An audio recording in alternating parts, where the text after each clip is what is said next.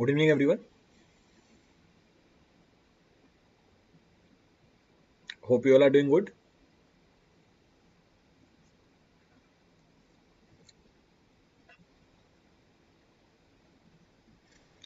Is audio video clear for all? Audio video clear है सबके लिए?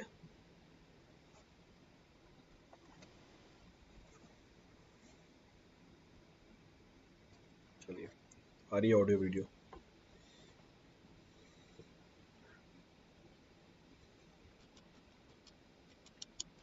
क्लियर है? चलिए आगे बढ़ते हैं फिर। So in the last class we were talking about particle size distribution analysis. तो हमारा लास्ट पॉइंट ऑफ डिस्कशन था, हम बात कर रहे थे इंडेक्स प्रॉपर्टी की। इंडेक्स प्रॉपर्टी में हम बात कर रहे थे पार्टिकल साइज डिस्ट्रीब्यूशन की। पार्टिकल साइज डिस्ट्रीब्यूशन दो स्टेज में होता है। पहला स्टेज था हमारा सीव एनालिसिस, दूसरा स्टेज होता है हमारा सेडिमेंटेशन एनालिसिस। सीव एनालिसिस करते हैं हम कोर्स ग्रेन सॉइल के लिए, सेडिमेंटेशन एनालिसिस हम करते हैं फाइन ग्रेन सॉइल के लिए। सीव एनालिसिस आगे दो पार्ट की थी। It was further classified into two parts, coarse sieving, fine sieving. Coarse sieving करते हैं ग्रेवल फ्रैक्शन के लिए, फाइन सीविंग करते हैं सैंड फ्रैक्शन के लिए। तो मैंने आपको सीविंग पूरी बता दी थी कल। Yesterday the entire discussion of sieving we have completed. आज हम स्टार्ट करेंगे सेडिमेंटेशन एनालिसिस को। तो second stage of particle size distribution analysis is termed as sedimentation analysis. जो दूसरी स्टेज है हमारे पार्टिकल साइज डिस्ट्रीब्यूशन एनालिसिस की, इसको हम बोलते हैं सेडिमेंटेशन एनालिसिस। ये करते हैं हम फाइन ग्रेन सॉइल के लिए। So it is being carried out for fine grain soil. अब कैसे करते हैं फाइन ग्रेन सॉइल के लिए, क्या है इसका पूरा कंसेप्ट, उसको डिस्कस करेंगे। तो पहला पॉइंट क्या बोल रहा है? First point says what? First point says, पहला पॉइंट बोल रहा है सेडिमेंटेशन एनालिसिस। पहले टॉपिक डाल दे। So today will be discussing about, आज हम बात करेंगे सेडिमेंटेशन एनालिसिस की। So today will be talking about sedimentation analysis. तो ये दूसरी स्टेज है पार्टिकल साइज डिस्ट्रीब्यूशन की। तो फर्स्ट पॉइंट क्या बोल रहा है इसमें? फर्स्ट पॉइंट बोल रहा है जो सेडिमेंटेशन एनालिसिस होती है, sedimentation analysis is carried out, so sedimentation analysis is carried out for the soil fraction, carried out for the soil fraction, for the soil fraction having size, having size, for the soil fraction having size, soil fraction having size less than, soil fraction having size less than 0.075 mm या 75 micron बोल दो, एक ही बात है। It is one the same thing. तो ये हम करते हैं फाइन ग्रेन सॉइल के लिए। हमने सीविंग करी थी कोर्स ग्रेन सॉइल के लिए जिसका साइज 75 माइक्रोन से बड़ा था। Next point of reference, next point says particles having size, particles having size smaller than, so particles having size smaller than, so particles having size smaller than 0.2 micron, 0.2 micron cannot be analyzed even by, even by sedimentation analysis, even by sedimentation analysis, even by sedimentation analysis, as they undergo Brownian motion, as they undergo Brownian motion, so as they undergo Brownian motion, क्योंकि इसमें Brownian motion start हो जाता है। तो ये second point of reference लेगा। Next point क्या बोल रहा है? For them special technique, for them special technique that is X-ray diffraction, for them special technique that is X-ray diffraction and electron microscopy, and electron microscopy is used, and electron microscopy is used, so electron microscopy is used।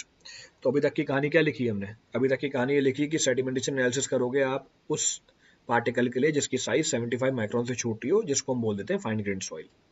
फिर दूसरा point क्या बोला? वो particle जिनकी size 0.2 micron से छोटी है। तो 0.2 माइक्रोन 75 माइक्रोन से छोटा है। तो पहला डाउट ये निकल के आता है कि अगर पार्टिकल साइज 0.2 माइक्रोन से छोटी है, क्या सेडिमेंटेशन एनालिसिस कर सकते हो? नहीं कर सकते हो। इसका मतलब सेडिमेंटेशन एनालिसिस वैलिड है किसके लिए?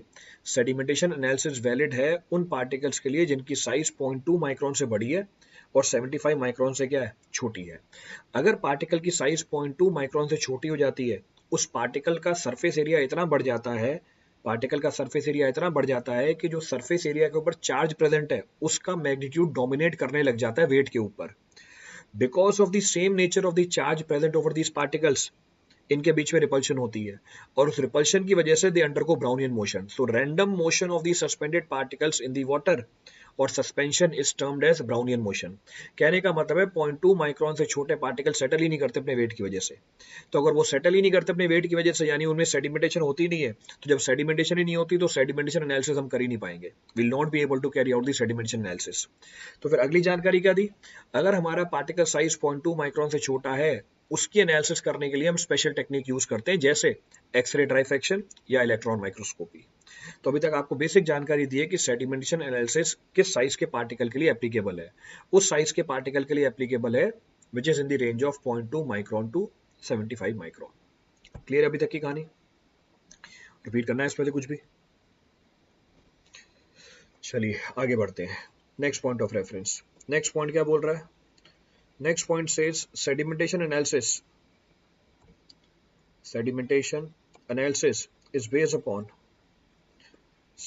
analysis is based upon Stokes law. तो sedimentation analysis is based upon Stokes law. ये बेस्ड है Stokes law के ऊपर. ये हमने एनवायरमेंट में भी कर रखा है Stokes law. according to which settling velocity of spherical particle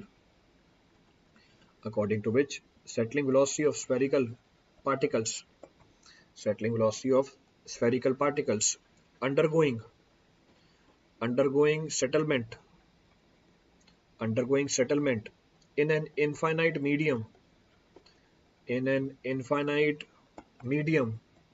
discretely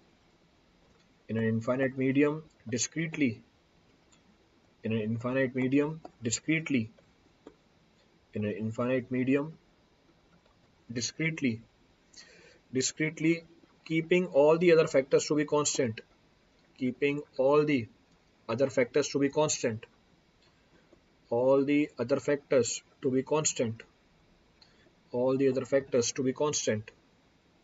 depends upon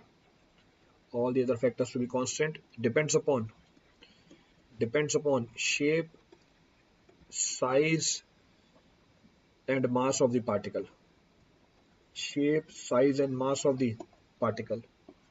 And is given by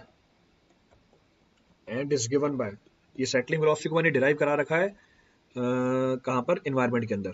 बस मैं डायरेक्टली एक्सप्रेशन लिख रहा हूँ यहाँ पे. g-1 gamma w d square by 18 mu. तो it is given by the following relationship. चलिए देखिए पूरी कहानी क्या है. Refer the entire story that we have mentioned. So first point says what. पहला पॉइंट ये बोल रहा है जो सेडिमेंटेशन एनालिसिस है, the sedimentation analysis is based upon Stokes law. ये काम करता है स्टोक्स लॉ के ऊपर. नेक्स्ट पॉइंट ऑफ रेफरेंस क्या है कि स्टोक्स लॉ के अंदर अजम्पशंस क्या होती है. What is the assumptions of the Stokes law. पहला अजम्पशन, हमारा पार्टिकल क्या है? स्फेरिकल है. तो जो पार्टिकल सेटल हो रहा है मीडियम के अंदर, स्टोक ने उसको स्फेरिकल माना. दूसरी अजम्पशन, पार्टिकल जिस मीडियम में सेटल हो रहा है उस मीडियम को स्टोक ने इनफाइनाइट माना. That medium is considered to be infinite as per the Stokes law analysis. तीसरी assumption, during sedimentation discrete settling will take place. discrete का मतलब होता है individual. तो जब पार्टिकल सेटल करेगा वो इंडिविजुअली सेटल करेगा, अकेला सेटल करेगा, यानी दो पार्टिकल कांटेक्ट में नहीं आएंगे.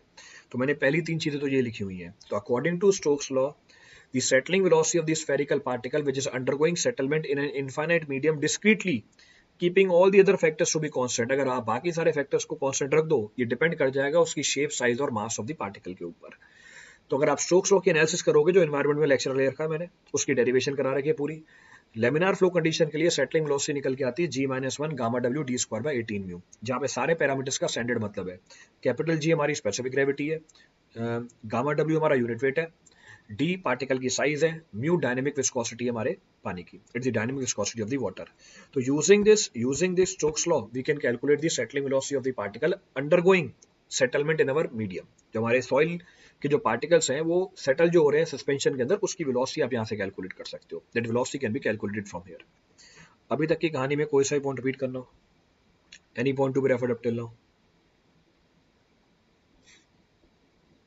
क्लियर है यहाँ तक?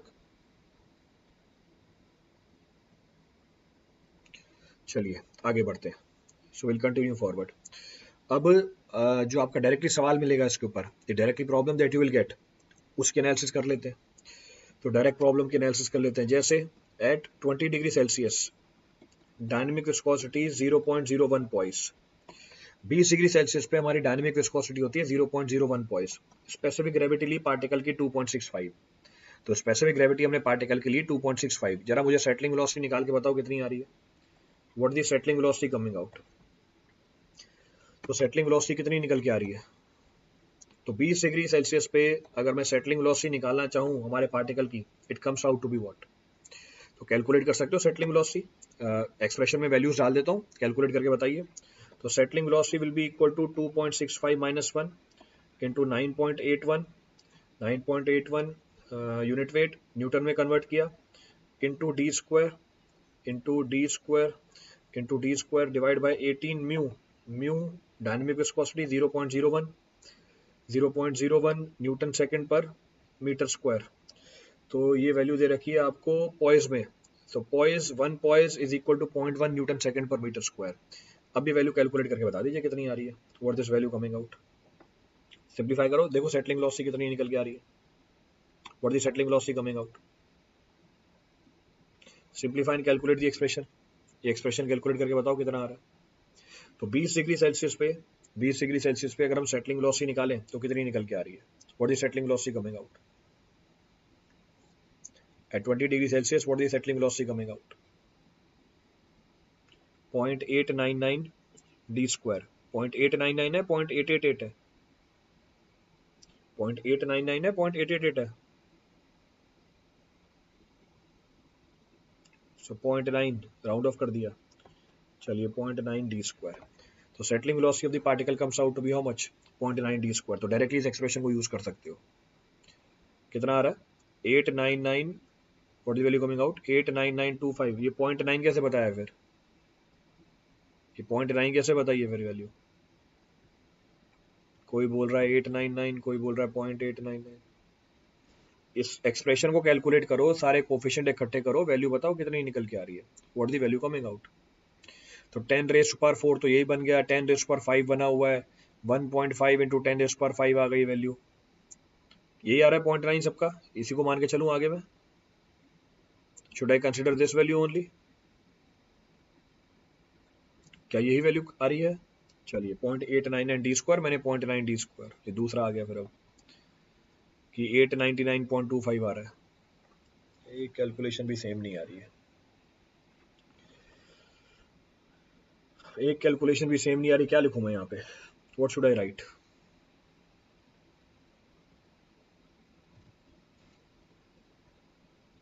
यही है। चलिए आगे बढ़ते हैं। तो अब यही कैलकुलेशन है, तो जो आपने बताई वो मैंने लिख दी है। Whatever you have mentioned I have written that only. उसी तरीके से at 27 degree Celsius, 27 degree Celsius पे डायनेमिक विस्कोसिटी होती है 0.0000, so 0.00855 पॉइस। स्पेसिफिक ग्रेविटी है 2.65।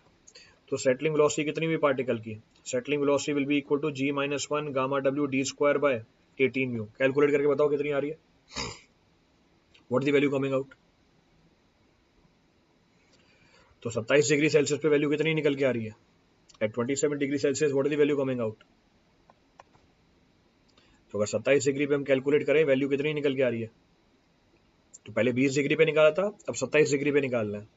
तो at 27 degree Celsius what the value coming out.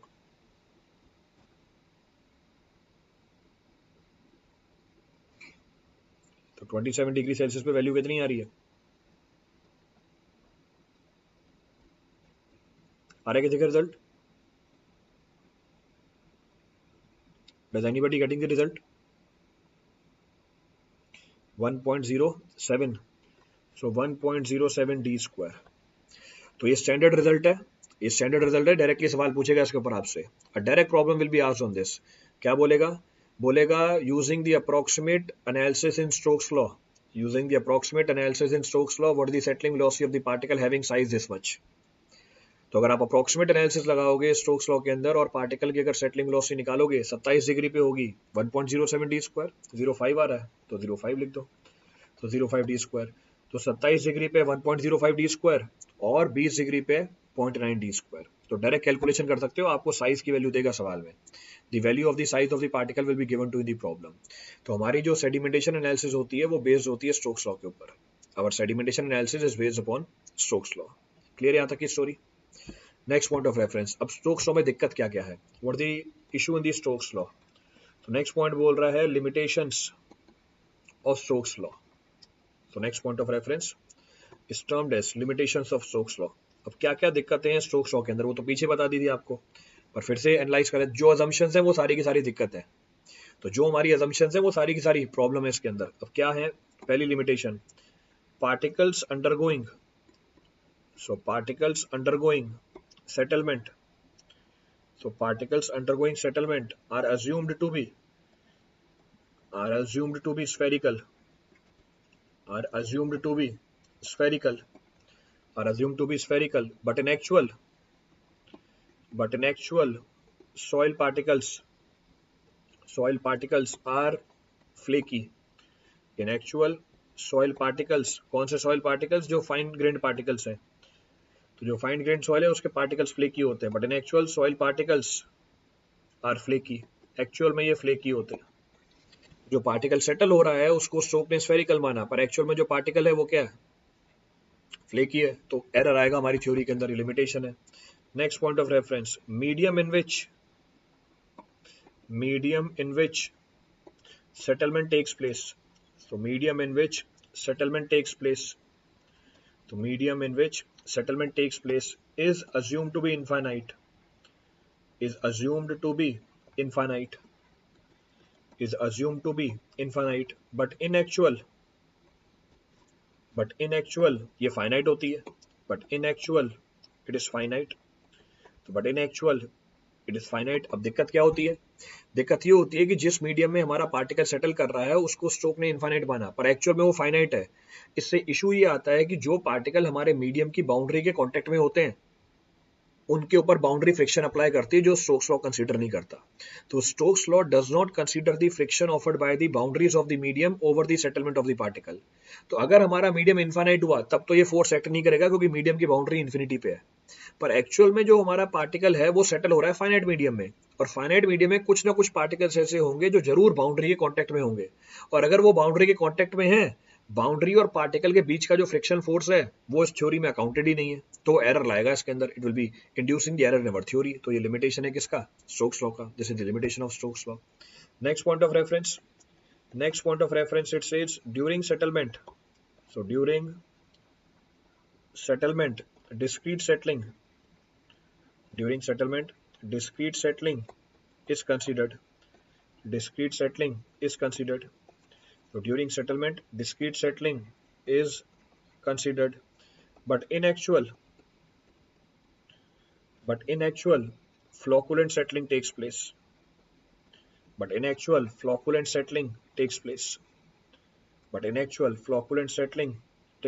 Actual में तो फ्लॉकुलेंट सेटलिंग हो जाती है, तो in actual flocculent settling takes place.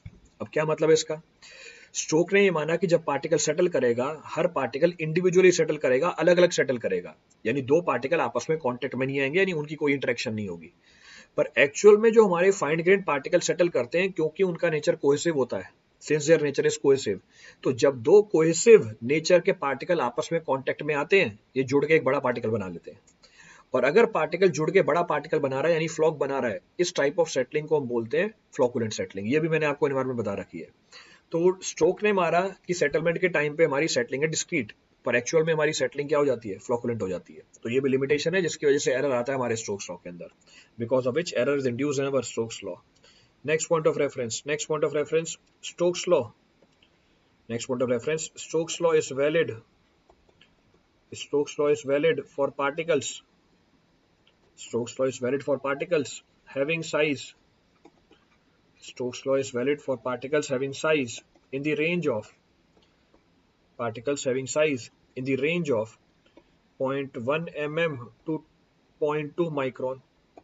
0.1 mm to 0.2 micron.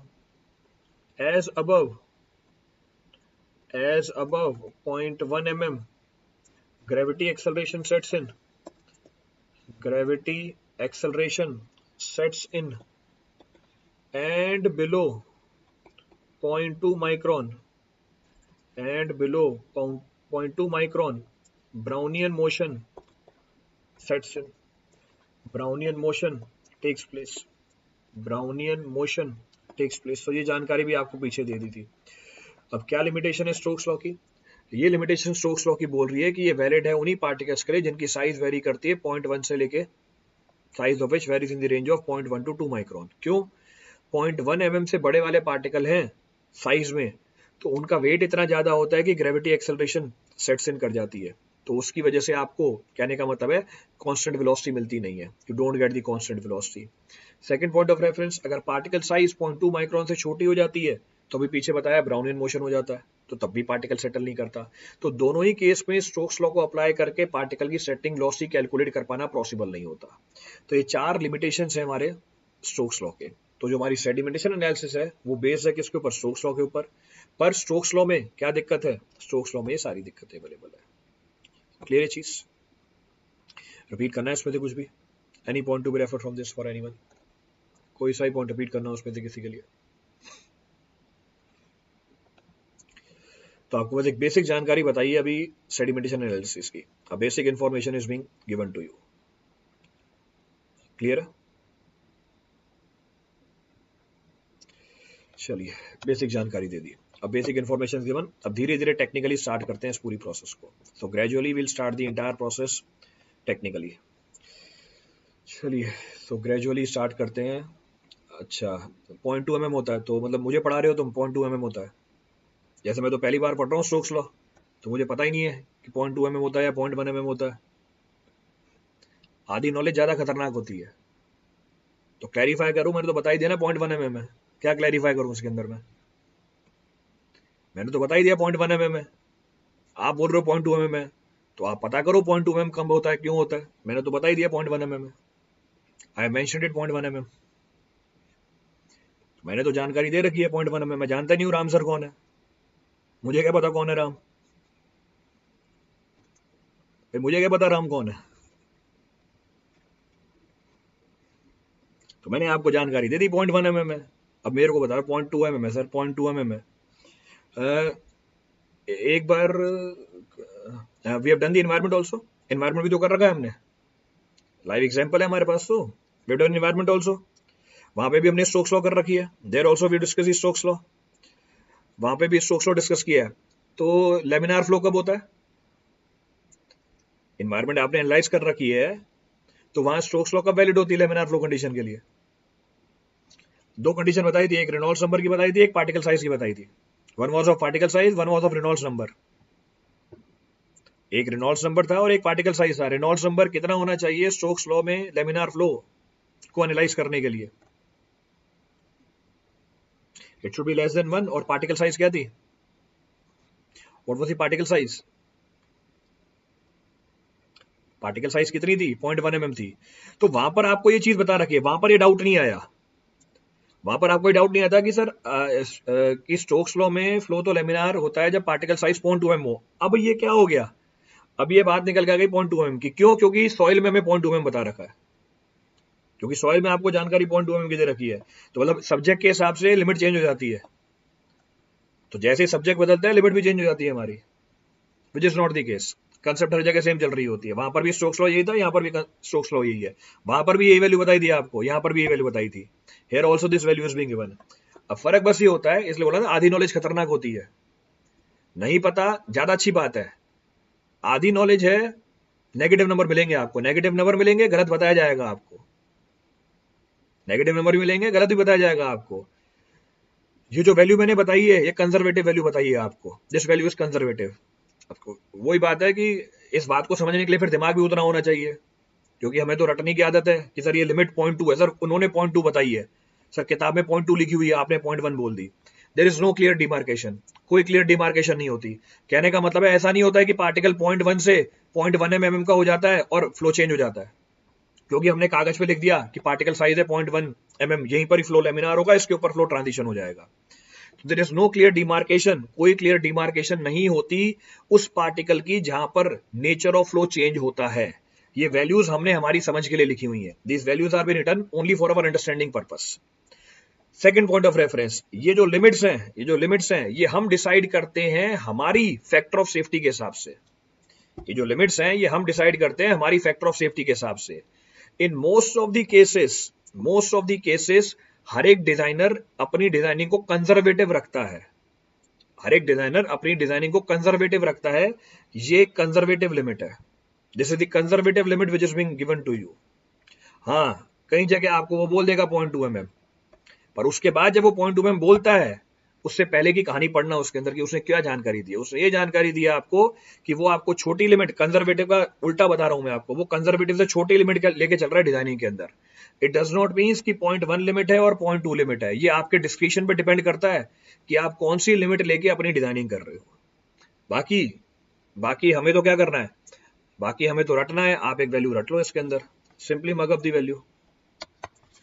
आपको तो वो वैल्यू रटनी है, उस वैल्यू को रट लो.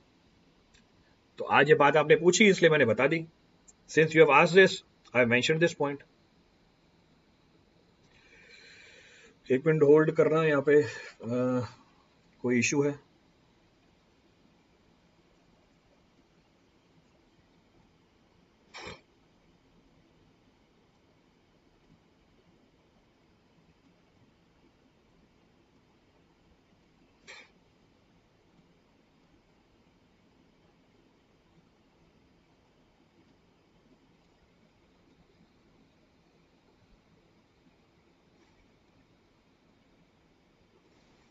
ऑडियो वीडियो आ रहा है सबको? मेरे यहाँ पे हैंग हो गया, my video is hanged. Clear आ रही है? चलिए, ऑडियो वीडियो क्लियर आ रही है. मेरे यहाँ पे सिस्टम हैंग हो गया था. चलिए आगे बढ़ते हैं. तो बात क्या कर रहे थे हम? हाँ, we were talking about limitations of Stokes law. तो ये 4 लिमिटेशन निकल के आती है स्टोक्स लॉ की. These are the 4 limitations of the Stokes law. So we'll continue forward. अब आगे बढ़ते हैं. लिमिटेशंस आ गई स्टोक्स लॉ की. Now we'll continue forward. Next point of reference. Next point of reference is general procedure.